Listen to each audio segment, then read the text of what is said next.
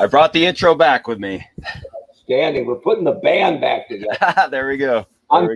This is Elwood. Glad you joined us tonight. I should have wrote on my hands, but right? I didn't think about it. Stop hitting my brother, you penguin. So we're back. I'm Mark. It's Brent. We're the Eternal Baseball Podcast. Appreciate Mike Irizarry filling in the last 2 weeks while Brent was on assignment, scouting prospects from college baseball for the upcoming draft. Not true. I was in the Sonoran Desert hunting chupacabra.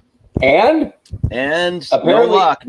But I was supposed to do 2 more weeks out there doing cryptozoology. But Mike was doing such a good job, I had to cut it short and head back. And on the way, I had to stop in Flagstaff for a dead drop for more information. It's a long story, but yeah.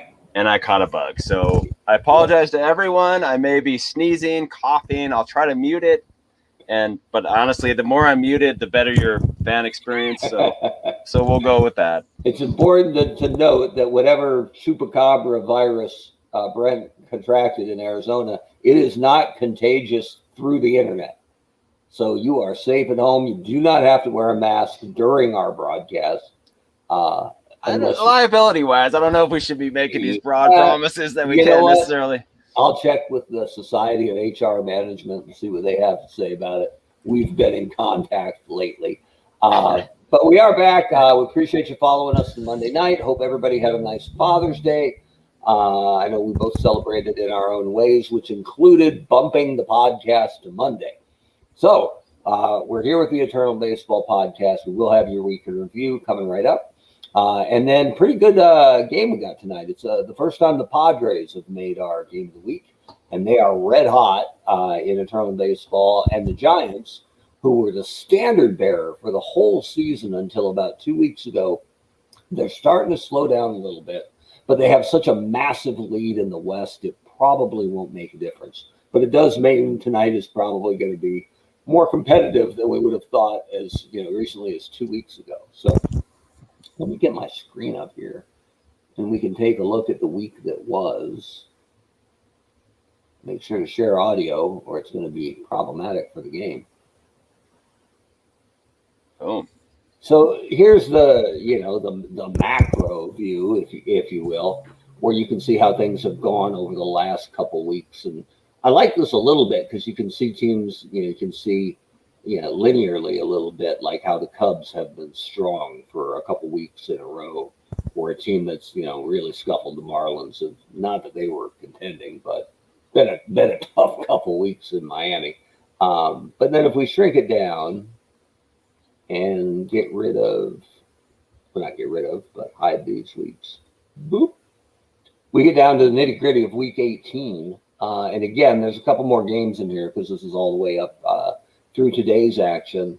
So the real powers have kind of stayed as they were, including especially the Birmingham Knights, who have, if you check the record at 77-33, become the best team in the league, and with starting to get a sizable lead even on the Giants at 72-36, who were the best team in the league. And then it was a really good week for the Yankees, who went 7-1.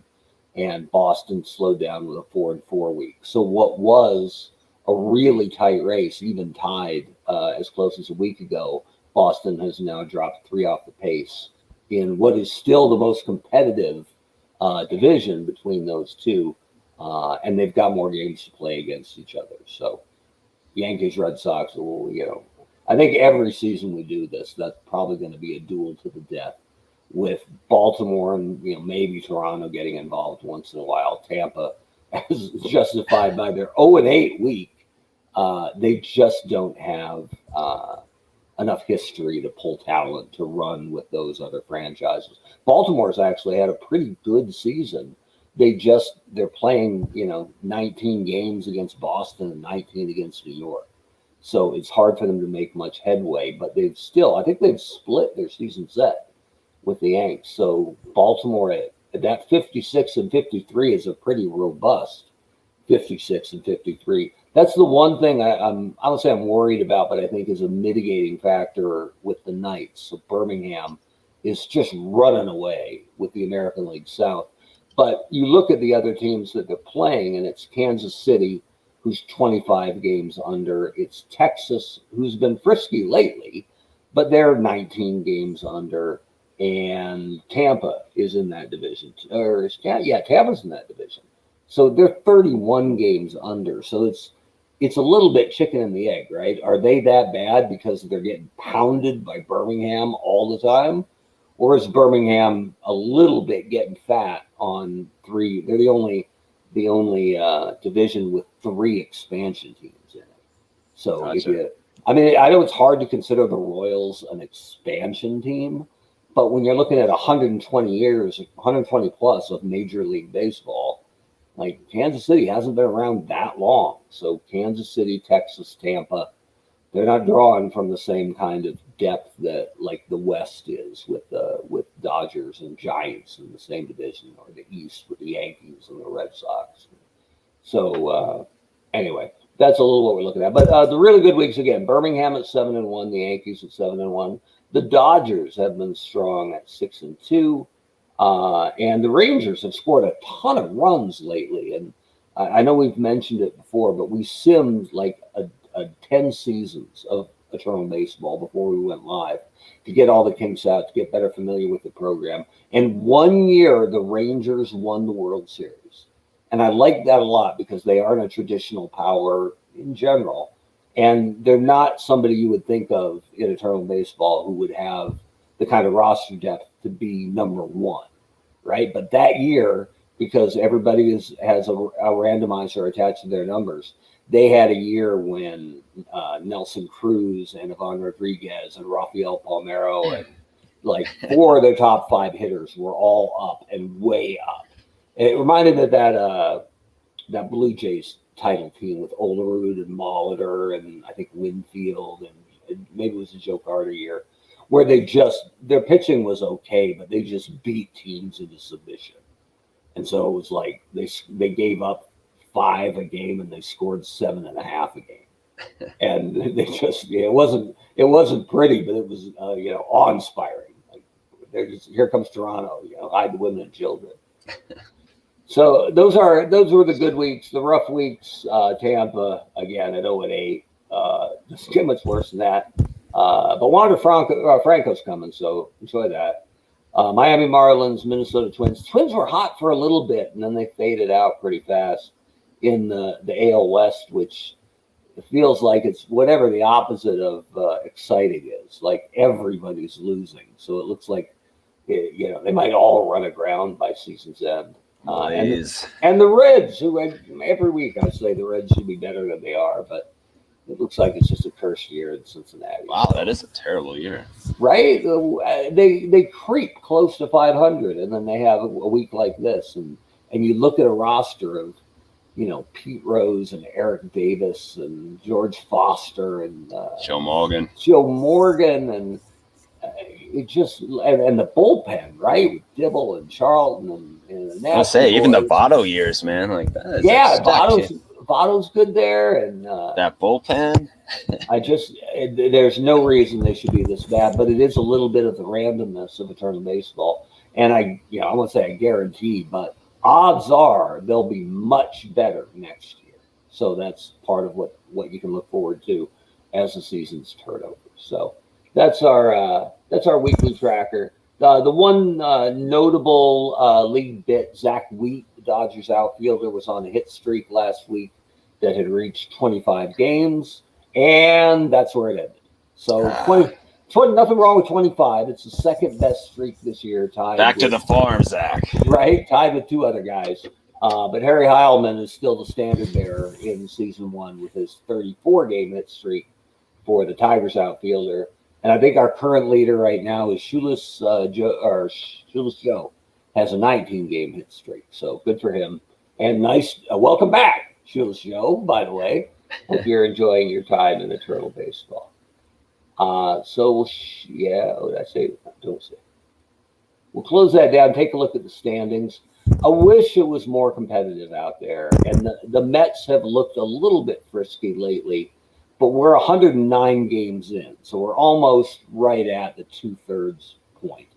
So if you're not within 10 games, it's going to be a real rough run to try to make the playoffs. That AL South is brutal. Yeah, with no wild card. Yeah, the AL South is tough to sell tickets down there. As the Rangers have actually flexed. Check them out. Birmingham's 8 of 10.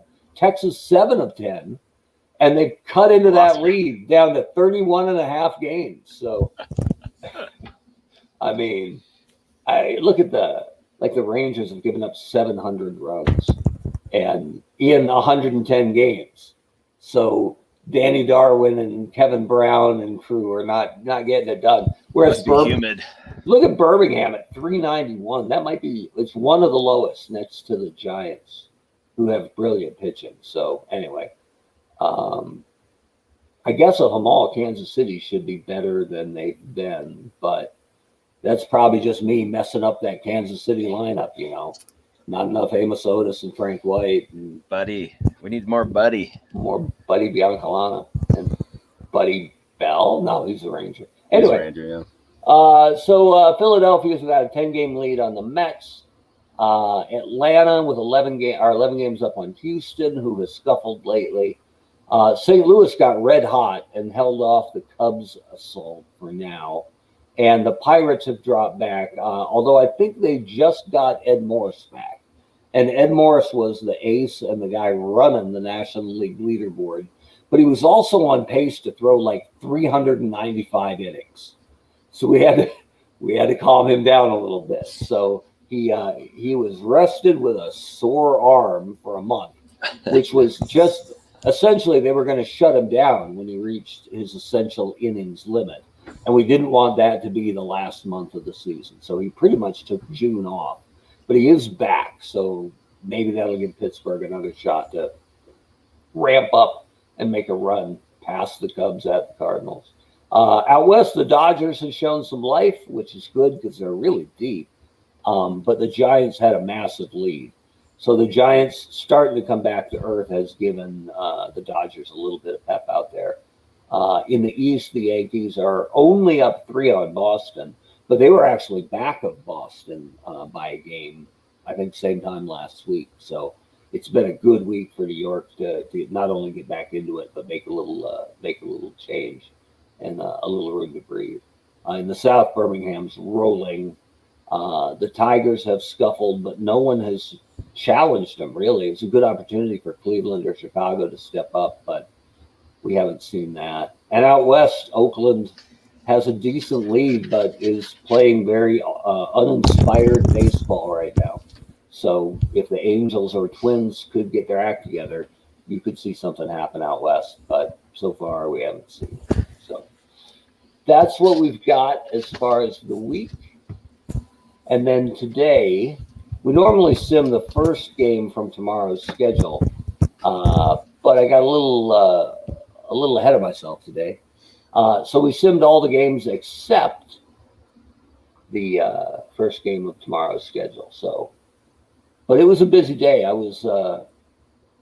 did a demo game out in, I kept calling it AT&T Park. I guess it's Oracle Park now.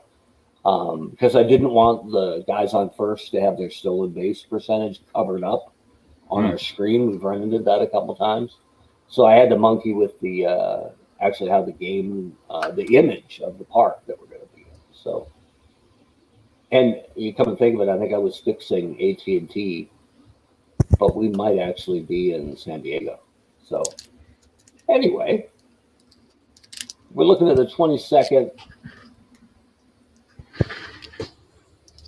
Oh, no, we are in San Francisco. So San Diego at San Francisco, that's our game of the week.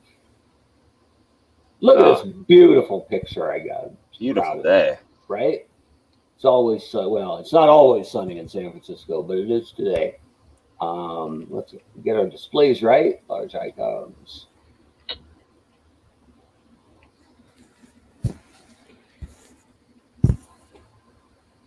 All right. So Chris Paddock on the mound, one of the better young pitchers in baseball today and doing well in eternal baseball. So he's on the mound. So this is a right-hander.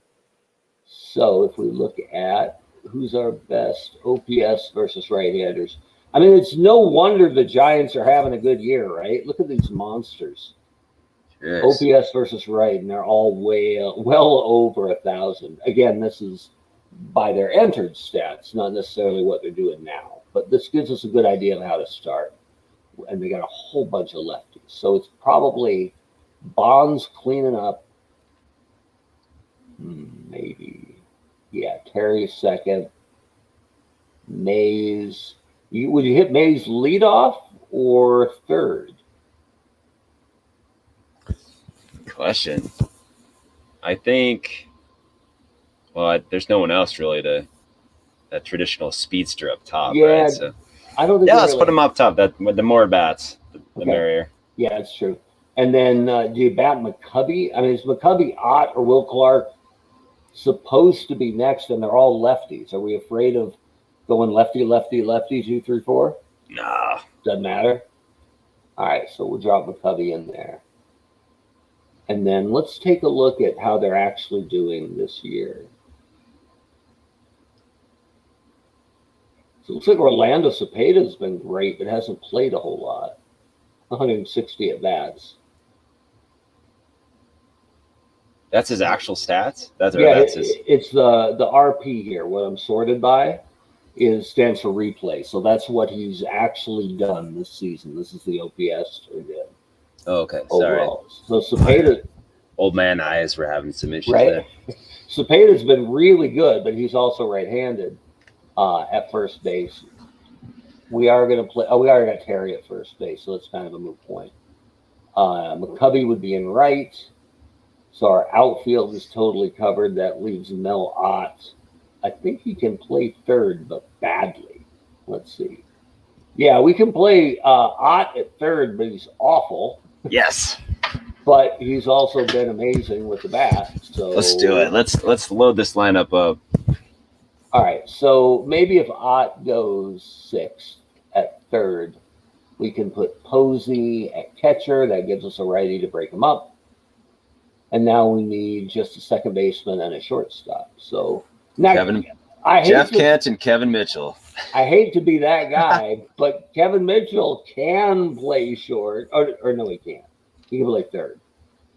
So no love for him. But Jeff Kent, former MVP, can play a solid second base. And our shortstop is Travis Jackson, who I don't know much about. Looks good. Looks like he's having a pretty good year. Yeah, so, okay. So, and then pitching-wise, in their rotation, it's Mathewson, Marichal, Welch, and then Hubbell. So let's see who's pitched lately. Looks like we got Carl Hubbell, huh? Mathewson has gone. Marichal, Welch. Yeah, looks like Hubbell. Oh, man, we can't get Rod back in? Well, we might, but not to start. We're not rocking that opener. So yeah, you don't want the Rod Beck opener, right? I would have paid to see that. I saw. Oh man, I looked up and you guys can find it too on YouTube. Brant Brown Cubs, and it's a game from 2002, 4. I forget. Brant Brown's in left for the Cubs. Bases loaded against the Brewers late in the season. Cubs are right in the thick of it. And there's a pop to Brant Brown in a very sunny left field. And there's 2 outs, so the bases are goosed and everybody's running. And it's Beck on the mound as a Cub. And I don't even remember who hits the ball. But Brant Brown, he kind of looks like he's got it, but the sun is just illuminating his face. And the glasses are already down because it's a terrible day. And he drops it off the heel of his glove. And I think they were up 2 runs and 3 runs score because they're all running with 2 outs, right? Sure, yeah. And when he drops that ball, Ron Santo dies a little bit. Not inside, fully on the mic. He just howls, "Oh, no!" And then follows it up, "No!" You're like, oh, Roddy, I feel for you, my friend. That's my loosely tied Rod Beck anecdote for the night. I thought you were going to say like Rod Beck went in the dugout, started throwing beers at him as he right. It was awesome. So find that one. It's a good one. You'll like Dude, it. the stories of Rod Beck when he was he spent some time in Iowa, right? I don't think he went straight to the Cubs. Didn't he spend a little time in Iowa in AAA? Might have. It sounds like he just lived in like a Winnebago in the parking lot. I think I remember this right. I'll double check. I don't want to cast aspersions on his right on his living situation, but I think it sounded like he just rented a Winnebago and would just sit there and have beers with fans after the game, like in the parking lot, just in lawn chairs. People just That's outstanding. How awesome is that? Yeah, probably figuring if this works out, I won't be here long. And if it doesn't, I don't want to be tied to a lease or anything. So, all right. So 3-game win streak for the Giants. Let's get some baseball. To 18th right. For tonight's game. Look at baby San Tony Diego and San Francisco. Wow. San Diego has won 8 of their last 10. Chris Paddock takes the mound for San Diego. He's made 11 starts on the year and is 3-3 with an earned run average of 3.63. His first start against San Francisco. He'll be opposed by Carl Hubbell for San Francisco. He's made 20 starts on the year and is 13-5 with an earned run average of 2.79. His third start against San Diego. He's 1-0 with a 2.40 earned run average against San Diego. San Diego right fielder Tony Gwynn is riding an 11-game hitting streak. It's 65 degrees, wind speed 15 miles per hour, out to center field, and we have a 55% chance of rain. Well, that's so fun. Pitching for San Francisco, Carl Hubbell. Leading off for San Diego, right fielder Tony Gwynn. Play ball. Now, I know everybody is kind of rooting for the Padres this year because they're fun to watch, but I just watching their walk-off the other night, right, in front of a full house for the first time this year. It was just really made you feel good about baseball. And the fact that they just went out and spent like crazy this year, right, when almost nobody is. Yeah, gotta respect that. Man, I like and just I hate as a sports fan in general, I hate when a town that has supported a team loses their franchise. So to lose the Chargers to LA when the fans did nothing wrong, and to LA of all places, right? If you're a San Diegan, that's a tough stab of the knife. I've got a lot of. I'm sorry. Go ahead. I'm just saying. It left the Padres as the only game in town, right? So I got to imagine it's the right time to try to make that town an undisputed Padres town, right? Yeah, I've got a lot of friends that are Charger fans. Grew up in San Diego, and man, they just are so done with that franchise. Yeah, they're sort of this notion that they'll drive up to LA to see the games. Like, right. No, they're so done. I have a buddy who's a lifelong Charger fan who lives in LA. They moved to him and he won't go see him play, right? Because he's mad at him because they crawfish. So anyway, yeah. I do like the duality here of 22-year-old Tony Gwynn here and like 58-year-old Carl Hubbell up here. I know the black and white isn't helping him, but so anyway, we'll go around the horn here.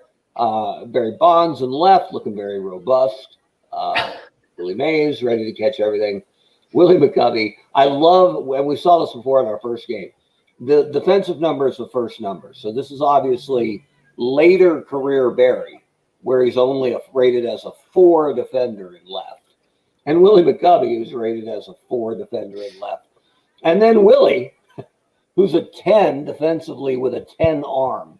So he'll catch everything pretty much from the Toyota sign to the State Farm sign. And maybe beyond. Who knows? I'm glad he's on our squad this time, right? We played right? against him, and he must have had 9-10 putouts, it felt like. And I loved in the All-Star game, he dropped a fly ball. And I looked it up. It was his second error of the year. He only had one going into the All-Star game. Like, just ridiculous. Mel Ott will be an adventure at third. But he hits a ton. Travis Jackson's a real good shortstop. Jeff Kent, mustache is way ahead of his time. And Bill Terry, who's a great hitter. This is his 3-year average. 19 homers, pretty good, but 392 is his Yes. 3-year average. Plus, he's a great defender. So Bill Terry is one of the Not lesser. not the guy you'd want to date his daughter by the look of him. Yeah, exactly. Right. What? Get off my lawn. But for, I don't know. I'd never heard of Bill Terry before, digging in. But, man, he was a tremendous ball player. Carl Hubbell, Mound, and Buster Posey. Hit that lineup. Wow. Yeah, right. Not bad. So let's go get Tony Gwynn. Or not. And this is baby Tony, too, so he Number steals 23, sometimes. You got to be Fernando careful with. Tatis Yeah, I love the yellow. The yellow. Yeah. The Padre colors are great. Yeah, you can't miss. I'm glad they got away from that dark blue, and it just didn't. It never felt Padres. So The Caminiti years. yeah, and man, do they love Caminiti still? I think of all the guys fingered in that steroid era, Caminiti is the one, and maybe it's because he's no longer with us, but his popularity didn't take much of a hit. When we initially put this out, it was him and Nevin fighting for the backup third base job, and I had friends who are Padre fans who are like, Phil Nevin, get that out of here. And I'm like, his numbers are good and he can catch too. I'm like, doesn't matter. Caminiti's the guy. All right. It must have really Good for resonated. Good for him. All right. And here's, I'm going to have to update this photo because that doesn't look like Tatis Jr. anymore, right? He's got a little more flair right now. Yeah, this is his prom picture. We'll get this one updated. Come on, Carl. Center fielder Are not messing around. Ryan Giles. Here's a guy whose popularity did take a hit in San Diego. There we go. You can get 2 out of that. Yep. Left fielder Dave. Hit Dave Winfield. Love it. Winfield could, honestly, he had more at-bats and more time as a Yankee, but he would have been like 7th on their outfield depth. And this is one of those bits where it's better for the league to have Dave Winfield starting and playing in San Diego than buried, likely in the minors for the eternal baseball Yankees. So Yeah. it's good to see Big Dave. Plus, we get to see that picture of Dave. That's Right. classic. Looks happy. That hat's riding up though. But anyway, Oh. maybe. Oh. Look at Willie. Pitching for San Diego. Nice. Number 9, Chris Paddock. Leading Come on, Willie. Cisco. That's Center a fielder Willie Mays. that is a rough Photoshop job on Chris Paddock there. I'm not sure what he was standing in front of, but he's not standing in front of it anymore. So maybe Tim Flannery and his surfboard. But, all right.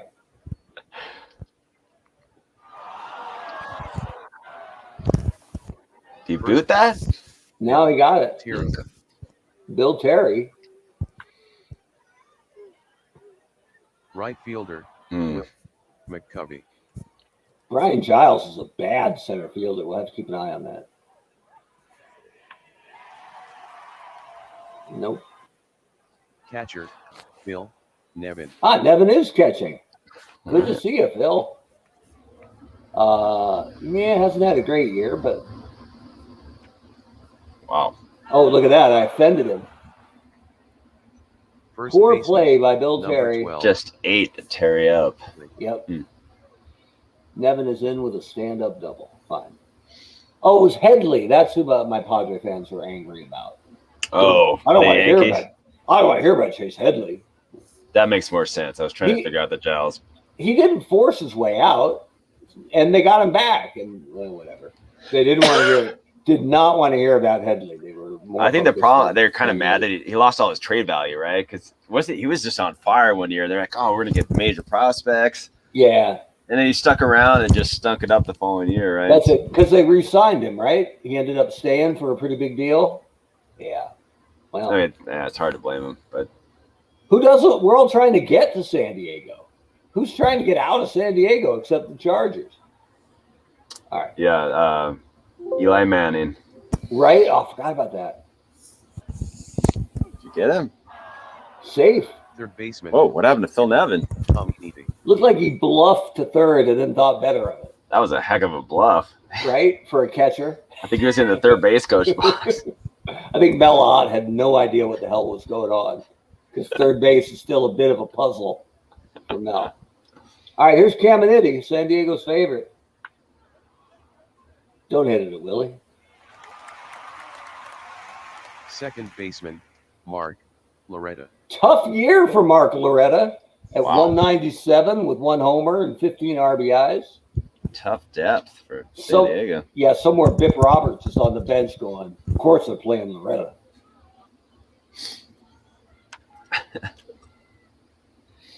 Hey, Barry caught something. Bip was one of those guys you always got whenever you opened a pack of cards. Those like Hey. Donruss, like 89 packs. Just Bip Roberts every time. Every time. Him and Tony Phillips, like the same guy, pretty much. But did you? The Bip Roberts story is the best one. Is the one about when he got traded to the Reds. Hmm. Was his first day in Cincinnati, and Cincinnati was good. This is like 1990 with the Nasty Boys. Was the day Piniella and Charlton fought in the clubhouse. And so the video of that incident has the manager and a reliever swinging and then collapsing and rolling around on the floor. And when somebody comes up to the cameraman, it's like, all right, that's enough of that. And when they move the camera, there's a shirtless Bip Roberts who's only wearing pants, looking at the camera like. So the manager and the relievers actually physically fight in the clubhouse over here. Yeah. That's crazy. So that's actually, they have footage of that on. Yeah, you can find that on YouTube. Try to find that. Shirtless Bip Roberts is Shirtless Bip Roberts. confused and slightly terrified by his new squad. So, all right, Chris Paddock digs in and does not much.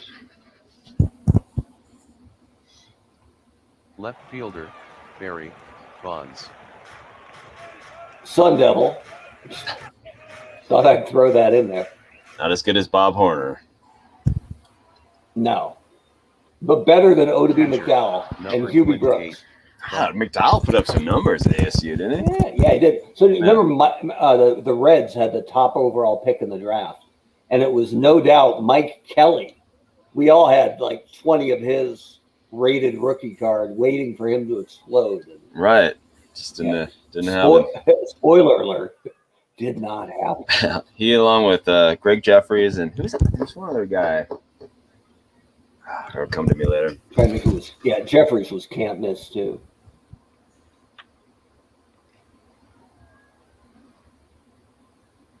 Third baseman, Mel Ott. Mel Ott having a good year, at least with the bat Oh. and with the Oh, legs. wow. Baseman. Look at the wheels. Dude, send him. If he's got that kind of wheels.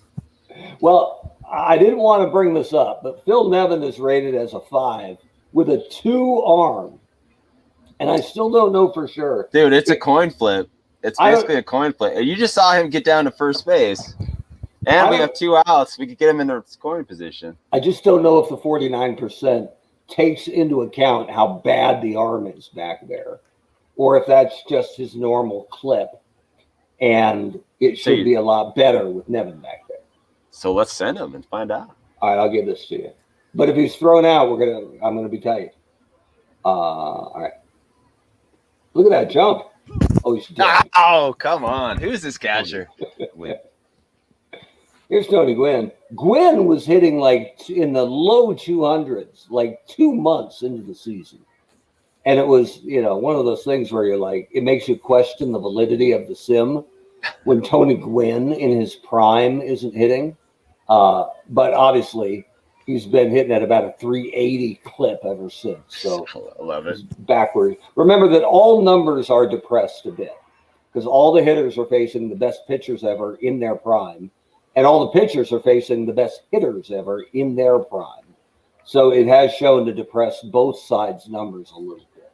So.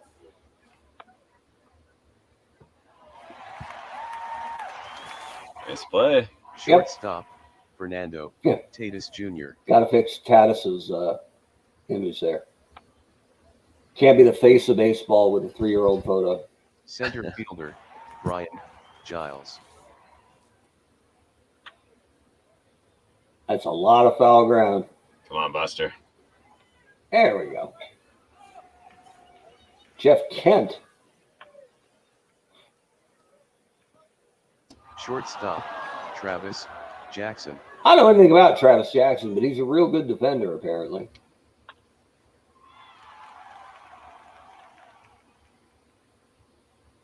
Pitcher, Well, he Carl. runs out ground balls. Can't be all that bad.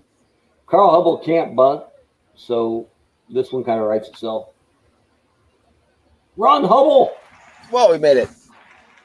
Oh, Come on. you were going to send him anyway. That's true. That was.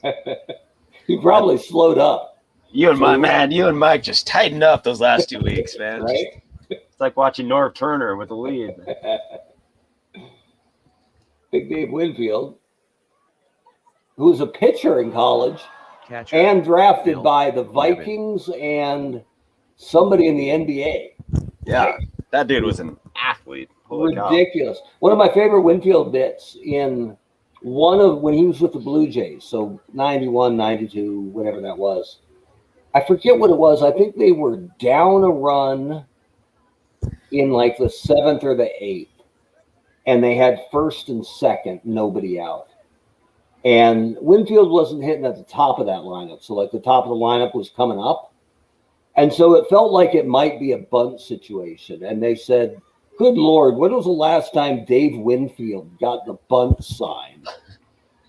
Like, and everybody laughed about it. And then sure enough, first pitch, he squares up and dink right down the third baseline. They got him at first because he was 45 or whatever.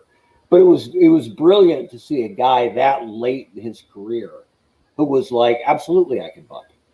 What do you think? And he still had the technique too, right? Yeah, he just dink, put it right down, and off he went, and it was. They scored at least the tying run. Maybe go ahead, I forget, but love it. I can't even imagine the look on guys' faces today if they gave Gary Sanchez the bunt sign, right? Barry Bonds or something. You'd be like, do it again, dude. You're right. What? I'm not reading this. Yeah, I don't know that one. All right, fine. Bill Terry's glove is sealed up. It's good to see. First baseman. Excuse me for a sec. I'm going to go have a coughing fit off frame. That makes sense. Oh, and they scored on us. Third baseman, Ken Caminiti. I'm going to blame Brent for the run scoring, for the double of it wasn't Winfield's double. At Chase Headley with the triple to score Dave Winfield. Man, all right. Well, Ken Caminiti, let's see what you got for us.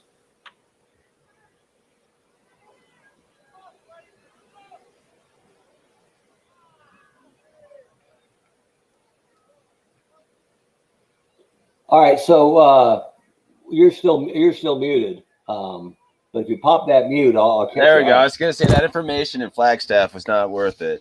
Right? There was rumors of a wyvern on the Pacific Coast Trail, but yeah, I don't know. I'll check it out later this year, but was not worth it probably.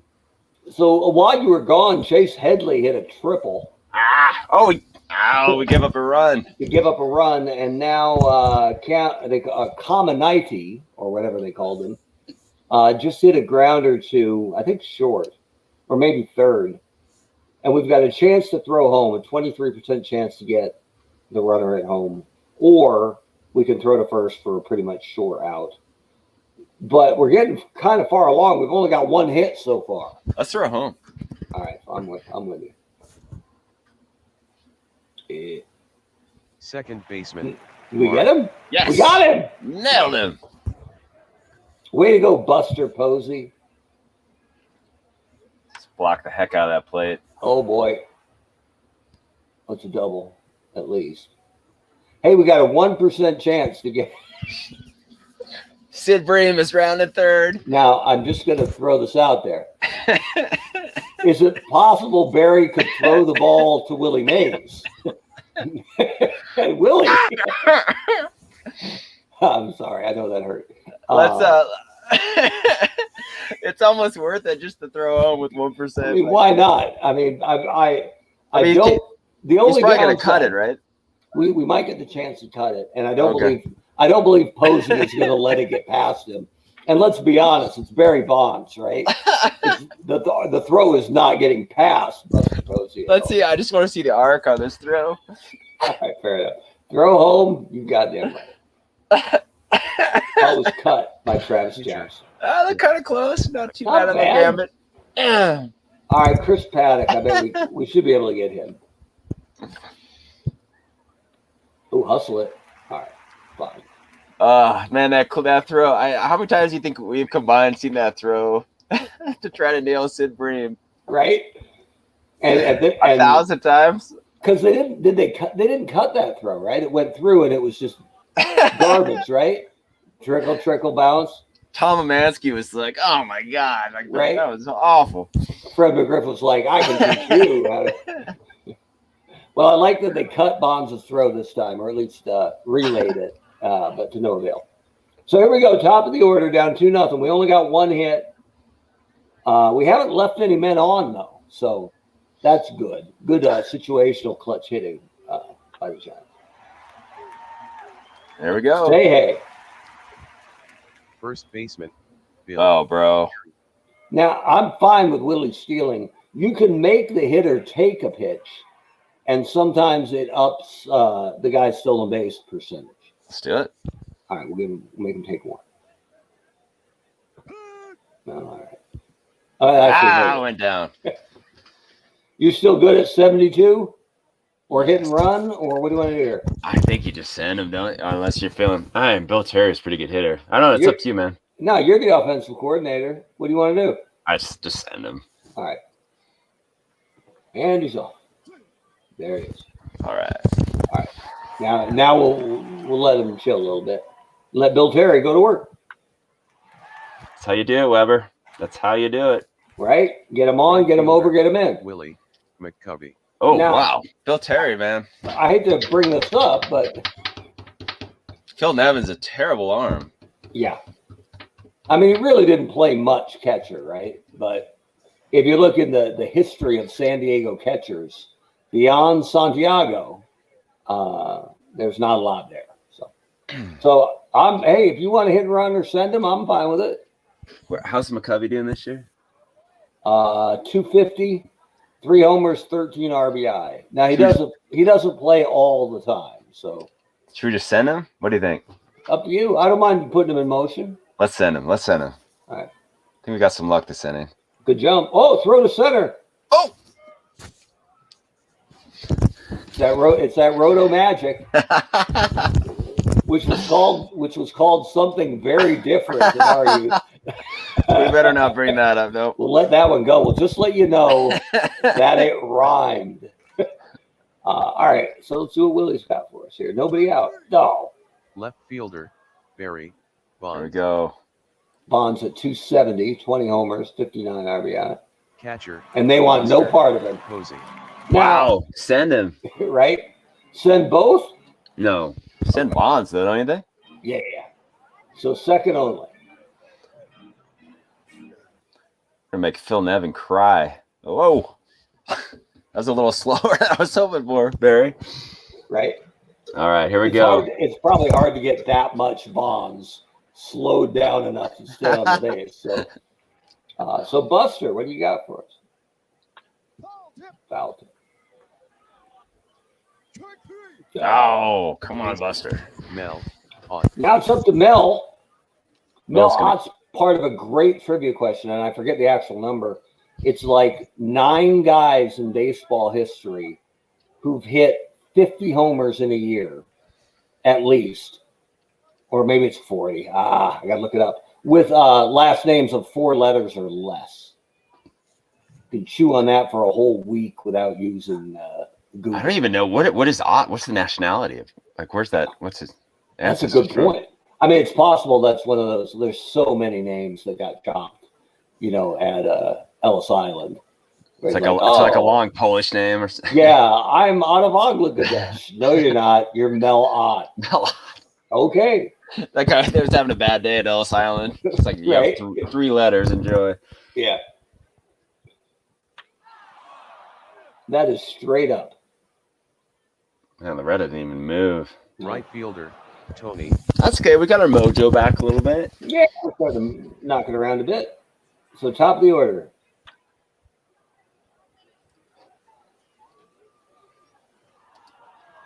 Shortstop, Fernando. What happened there? It's over his head and into the dugout. Gwynn the Brown. second. So Tatis has a single and a fly out. And desperately needs a new pitcher. I'll take care of that.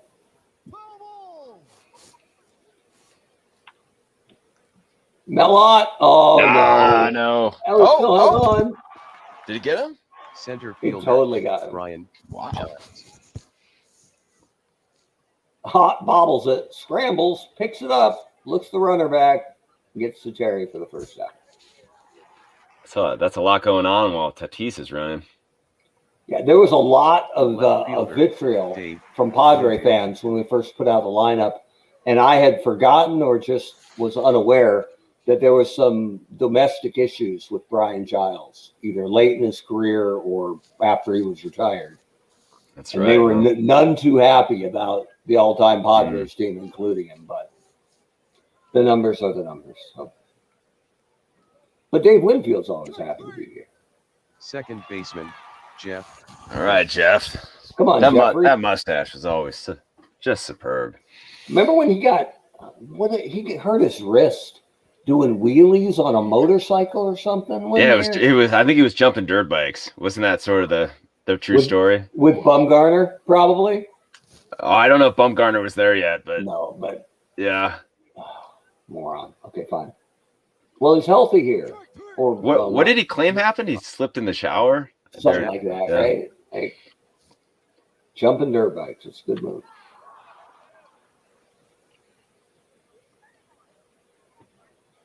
Pitcher, Carl Hubbell. Carl Hubbell still has lots of pitches to go, so I don't think Strong, Carlos. Strong. we're not pulling him yet. Hey, look at that! Get down! Wow, get down. Catcher, No. Too bad. Nevin. Phil Nevin. It's not how you want to start it, Carl. First baseman, Chase Headley. Home of the triple. There's one Turn it. and two. Wow. Nice job. Great play. Third baseman, Ken Kamini. When it says great play or web gem or poor, they actually keep track of those, like they're a double or a stolen base. So it'll help at the end of the year because we are going to do gold gloves. And I guess we could do concrete gloves if we wanted to. Gary Sheffield from your Miami Marlins. But I do want to do, at the end of the year, we're going to have kind of like just a wrap-up image for every team where it'll be best hitter, best pitcher, best defender, if they had any all-stars, what the record was, the kind of thing that we'll be able to flip through after a couple seasons and see what the ebb and flow of a team was over a couple years. And that'll give the teams that don't make the playoffs kind of a bow for the end of the year. And then the teams as they get eliminated. And we're going to vote for some season-ending awards. So we'll have MVPs and Cy Youngs. And the only thing we won't have is rookies of the year because there are no rookies. There you go. And they've all been around a little bit. So. Second baseman, Mark Loretta. So Hubbell's still got some time, but we'll want to start thinking about it at some point. He's 83 pitches into a 120 pitch limit. So, and I'd be lying if I said I knew the Giants bullpen very well. So for relievers, there's Gary. I didn't know much about Gary Lavelle. He was a great reliever in the late 70s. He's actually their closer and their best lefty out of the pen. And then they've got, now remember, in their prime, Sergio Romo and Rod Beck. Sergio Romo was a nightmare matchup in his prime. So don't think about him now. Think about, 8 years ago when he was ridiculous. And then for Longman, Bumgarner actually pitches out of their pen. And there's something wrong with him. He doesn't have much stamina here, 20 pitches max. But Red Ames, I think, and Jesse Barnes are some long guys. But it doesn't feel like we're going to need any long relief today. because Carl Hubbell's been pretty good. All right. Center fielder, Willie Mays. So there was a force at second. Gets us to the top of the order with Willie Mays. There we go. There we go. Get out of there. Oh, yeah. Liking it. Nice to have him on our side. First for once. baseman, Bill Terry. So we're tied up with Bill Terry. Not quite.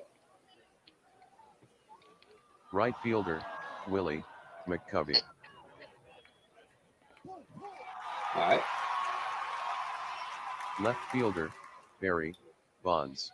This is old Willie McCovey. So we're going to let him. You can't do anything in front of Barry Bonds. Yeah, that's true. At least they won't walk him, I don't think. We'll see. Look at that. Laser. Now, be honest here. Catcher, When was the Buster last time you Posey. cheered for a Barry Bonds home run? It's been a while. ASU? Maybe. Maybe. I was kind of pulled for those Pirates teams a little bit. I always wanted to see them succeed. I think if they'd have won more in the postseason, they would have been a lot of fun, right? Because Bonilla was nuts and Bonds was royalty on some level, right? Van Slyke was awesome. Van Slyke was great. Jay Bell was, your gritty, scrappy, hustling guy. Doug Drabek was a solid frontline ace. But they just never won in the postseason. Oh. So, anyway. Well, we're back in it. 4-2. third baseman, Mel Ott. We're wearing out Chris Paddock Mel. all of a sudden. Nope. Second baseman, Jeff Kent. Well, fine. Pitcher, Chris Paddock. We got what we came for. And they're hitting Paddock, huh? Yeah, if I was San Diego, I'm not sure I would be leading off Chris Paddock. Although I think if they're going to pinch hit, they'll wait for me to click pitch. So we'll see. Pinch hitting for San Diego, Ryan Klesko. Klesko, I don't think of him as a Padre first, but it's a lot harder to make that Atlanta club. So welcome to the show, Ryan Klesko, who's having a decent year because he doesn't start.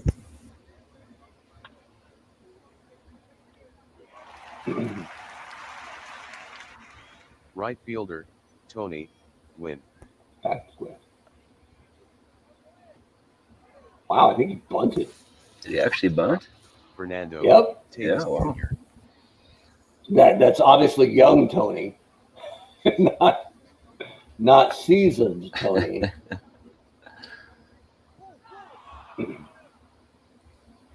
Center fielder, Brian Giles.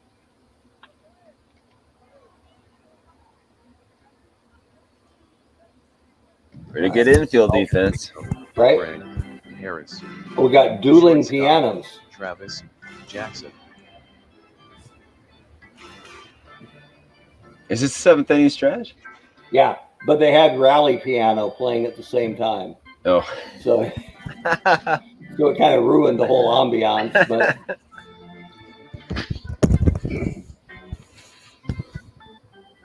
dun.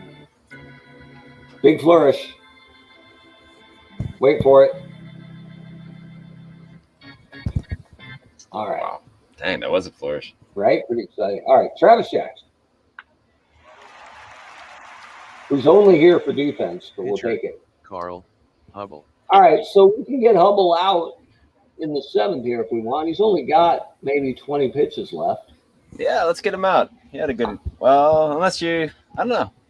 I don't mind pinch hitting for him. Let's see who's coming up. Switch hitters and right-handers all the way up till Gwynn.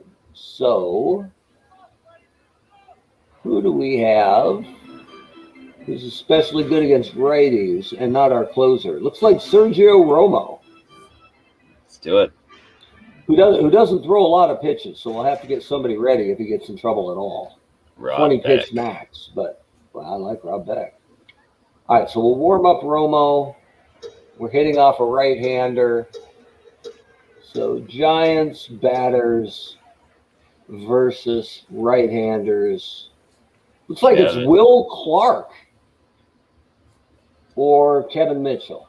Gregarious Will Clark. Right? Always good for a chuckle, that rapscallion, that famed practical joker. Let's see who's doing better on the season. Lighthearted Will Clark. Right? So Clark has got a 789. Mitchell's got a 743, but Clark's the lefty. Isn't Mitchell hitting some? Does Clark not have a homer? Let's see. Clark's only got 19 at bats. Oh, okay. On the year. Hard to break in there, I guess, with Bill Terry and Orlando Cepeda sucking up all the first base time. Whereas Mitchell has 81 at bats and 13 homers. Let's get Kevin Mitchell in. Let's get Kevin Mitchell in. All right, so Kevin Mitchell, welcome.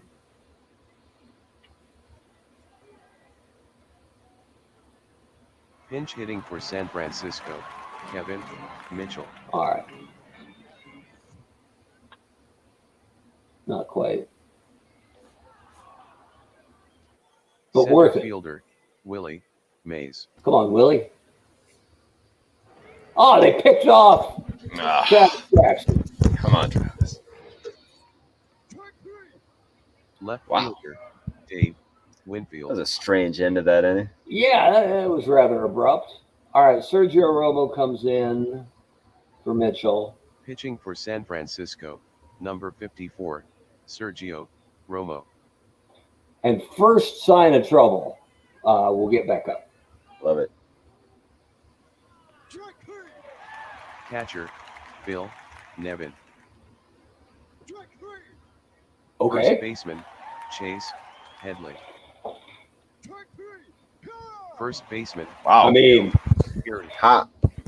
I think. What did you do? You did some sort of reverse jinx, and right.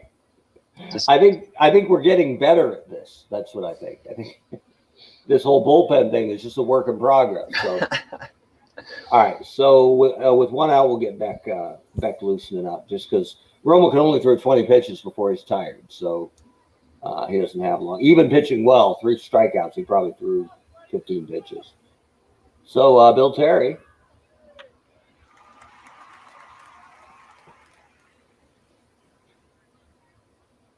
Right fielder, Willie McCovey. Bullpen Beck. Or actually, it'll be the 9th after this. Hang on. San Diego will be sending up righty, and then lefties. So, okay, Beck to face the righties, and then the lefty closer, Gary Laval. makes a lot of sense. If it goes further than that. All right, so Beck. Not many of our moves do, but Right? They all sound good on paper, man. So Rod Beck warming up. Willie McCovey at the plate. Left fielder, Barry 30%. Bonds. Come on, Barry. Barry Bonds. Whoa. Yeah. Off the wall. I think that's kind of a no-brainer. Yes. All right. Send McCovey home. Yes. Full insurance run. Send Bonds to third. Yes. Now we're talking. Catcher, Buster Posey. I kind of want Bonds to steal home just to see the look in Phil Nevin's eyes when he sees that train coming down. But no. There it is. Yeah, we'll send Bonds on that. Get ready, Phil Nevin. This train is coming. Third baseman, Mel Ott. Mel Ott. Pitching for San Diego, Heath Bell. Now, I will let you know, as I've controlled the Oakland Athletics for a couple games here and there to make sure my main man, Ricky Henderson, is taken off as often as possible. They're not kidding with that stealing home percentage being really, really low. Have you sent him? like twice, but haven't seen one work yet. So fine. Because when it's 8%, like no dice. But early in the game, if it's at like 15 or 16, you're like, It's worth the go. once in a while, right? Early, right? Late, you're an idiot. But early, there's a lot of baseball. That's one where you press record on the video screen capture, and just in case. Yeah. All right, Mel Ott. Third baseman, laser. Caminiti. All right, so Romo's pretty much burned out. Let's see here. Appears fine. He's at 17 pitches, though, out of a max of 20. He's on a roll. Yeah, but he could get tired in the at-bat if it goes longer than 3 pitches. Ken Caminiti. Unless you want to see if Rod Beck can strike out the side. With a 4-run lead, I'm okay with anything here. So if you want Romo to face one more, I'm good with it. Rod Beck. Let's do it. You want Beck? Let's bring Beck. Let's see if Beck can follow up on that. You just want to see the mustache, I think. But I do. That's true. Oh, he might belong somewhere else, but sometimes I forget about the National League. It's harder. Let's see. Yeah. You know what? We'll put him in for Ott, right? Put a better defender in. Sounds good. Fine. I don't want to make us look lazy. So back in for Mel Ott. Yes. Pitching for San Francisco. Roster. Batters. Who plays third? Well, Jackson does, but that doesn't help us. Freddie Lindstrom. Boom. Welcome to the bigs. Freddie Lindstrom. Get a little better at third base. All right. All right, I'll give it to you. That mustache is pretty kicking. Imagine just having beers with that guy. Right? Where's Iowa? Is that Des Moines? Is that where the AAA? Yeah, I think it was. Yeah. Just in some parking lot in Des Moines, just having beers the route. Right. I'm sure he's probably still wearing the jersey too. He's got the full handlebar going. He's got the mullet in the back. Yeah. That would be. I mean, that's when you wish cell phones were around, right? Right. I mean, that would be just amazing. And I bet even if that happened right now today with Rod Beck, he wouldn't care about all the phones, right? He'd be like, whatever, man, whatever. You want my Wi-Fi password? All right. As the computer would say, common IT. Let's see what you got. Oh, geez. Wow. Get Rod Beck another one. Second. Well, all right. Loretta. All right. So the Boy Scout in me says, be prepared. Oop, wait a minute. So let's get Gary warming up. All right. Just in case, because the lefties are coming. Mark Loretta. Pitcher. Can of corn. Bell. All right, Heath Bell's not bad. I guarantee it. Or he better not. Pinch hitting for San Diego. Oh.